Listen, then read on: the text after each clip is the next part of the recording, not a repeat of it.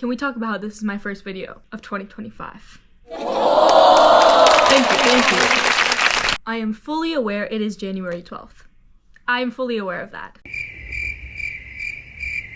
Sometimes you're the problem. I know. Crazy, and it's not something that I thought I would say in a video because I'm always like, don't blame yourself. I feel like we as humans tend to blame other people for the issues that we cause, and we don't even realize that we're the problem. I want to say that humans, at least I believe, are innately toxic in a sense because unlearning toxic behaviors is something everybody has to do.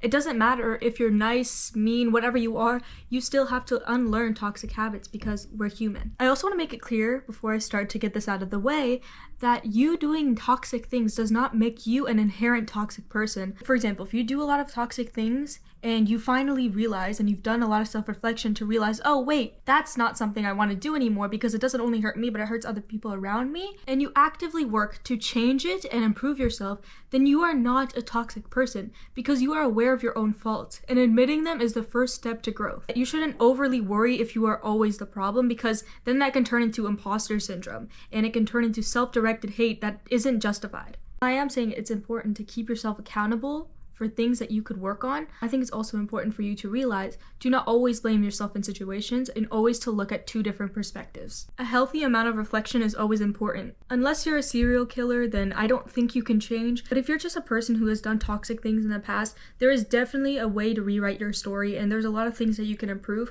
but it doesn't make you a bad person. So number one is past trauma that can influence your future behavior. Some people actually have personality disorders and even trauma disorders because of the trauma that they faced growing up or faced in adolescence. This stuff can really fuck with you. Like, I'm not even joking. I'm not saying every single person that has personality disorders or trauma disorders do toxic things, but I am saying that they are actually very toxic to themselves as well. A lot of people are actually undiagnosed with this. A lot of people go under the radar and they don't get the proper help and support that they need. In the end, they end up hurting themselves and others. There's nothing wrong with you if you have these things. Like, for example, BPD is a really good example. These disorders are demonized a lot of the time. People with this disorder are called, oh, there's issues, you're crazy.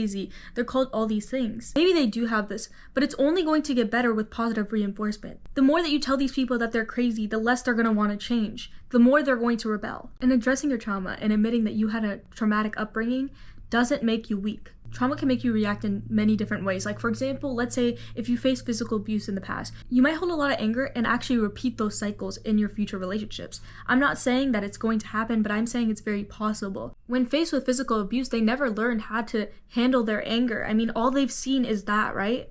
I'm not saying that those things are an excuse. I'm not saying that if you have these things that you can act any way you want because that's how your brain is wired, because that's how your brain chemistry is. I'm not saying that. Everyone has the right to their own improvement in their self, right? But I am saying that having personality disorders or trauma disorders can make life harder, just in general. And honestly, it's not just trauma. It's just like how you grew up and how you learn to deal with your emotions or how you learn to deal with certain situations. For example, coping mechanisms, a lot of them are toxic. Like, for example, I had this coping mechanism where whenever something happened to me, whenever someone triggered me, I would actually go completely silent. And I would start overthinking in my head, thinking all these things that were very negative. On the outside, I just looked like I was very serious. I had no emotion on my face because every thought I had, every action I had was up here. That's all it was. It's almost like you're in a state of paralysis and your thoughts are being like said out loud to you. Your thoughts are like 10 times louder in the state. The problem with this is it didn't only hurt me because I was thinking these things,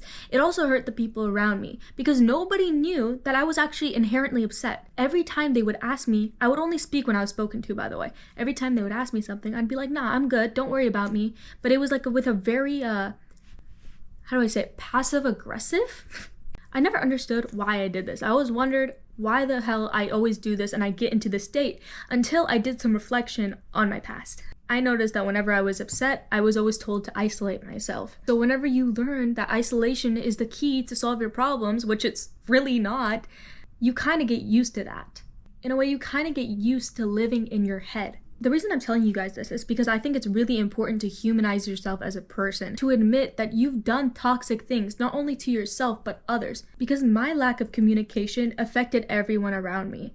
How is everyone supposed to have a good time when they're looking at you and you're upset and they don't know why?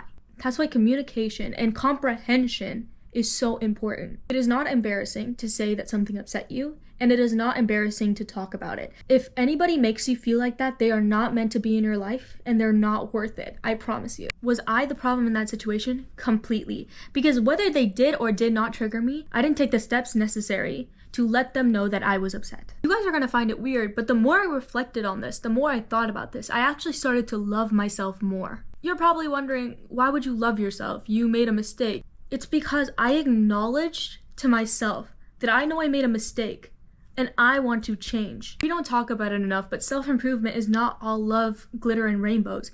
It takes a lot of deep shadow work and self-reflection in who you are as a person and the actions that you have done to other people and yourself. It means going deep into your subconscious. And I came out loving myself because I realized even if I've done these things, I learned from it. There's always a lesson in everything. Learning that this coping mechanism or something that you do to yourself or other people is toxic, you can learn to extract it from your life. Number 2, this one is going to take a lot of energy out of me. Unhealthy cycles and habits that you keep repeating. Listen, absolutely nobody is going to save you. You need to remember that. Nobody is going to save you. You are dependent on yourself and your own growth and journey. Your problems are your own. You are self-dependent unless things are out of your control. For example, you running back to your toxic ex. You have every right to control your urges and your desires. You have the power to help your future self out by not continuing those cycles, because the more you continue those cycles that are the source for the problem in your life, you become the problem. You are putting yourself into these bad situations willingly. Do you understand how crazy that is? These habits are toxic. You need to let go of them before it gets worse. And the worse it gets, it's harder to stop. Let's go back to my example about running back to your toxic ex. You think that that person is going to change?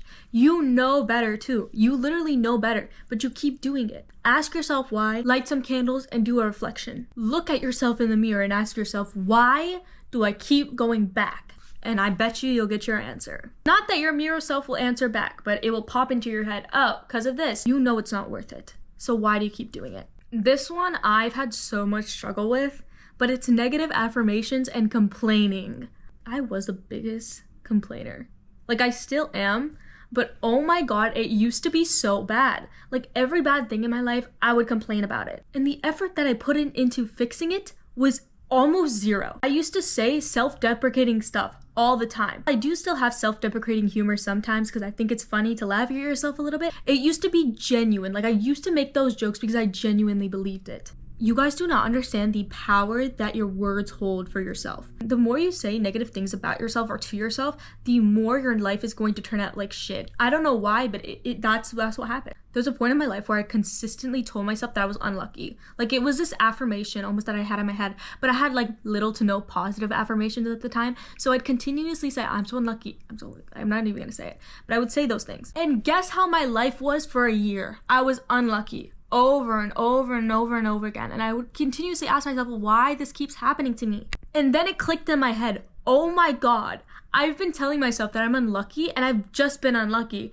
Let me try to flip the script and say that I'm very lucky.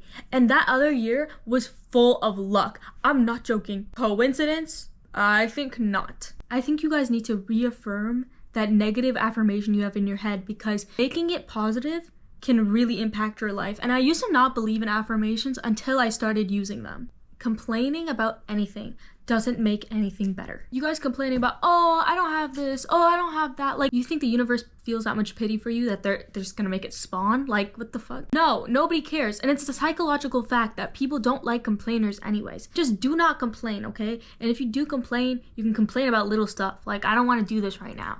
Nothing changes if absolutely nothing changes. For example, if you want a better sleep schedule, that might be me. That might be me. You have to make steps in order to regulate it again. I mean, our body is a clock. That REM sleep is very needed, okay? So you need to reset the entire body clock. If you want a better life, you have to tweak things and change things, plus adjust things along the way. I also want to make it clear that I recorded this video 2 times because I love you guys so much. My camera died the first time I recorded it, and then I was like, oh my god, I have to charge my camera, and it takes like hours to charge my camera. And I was like, okay, I'm just gonna re-record the entire video. So that's what I did. Thank you guys so much for watching this video. If you enjoyed it, please leave a like, comment, and subscribe. If you haven't already, go follow my social media right there.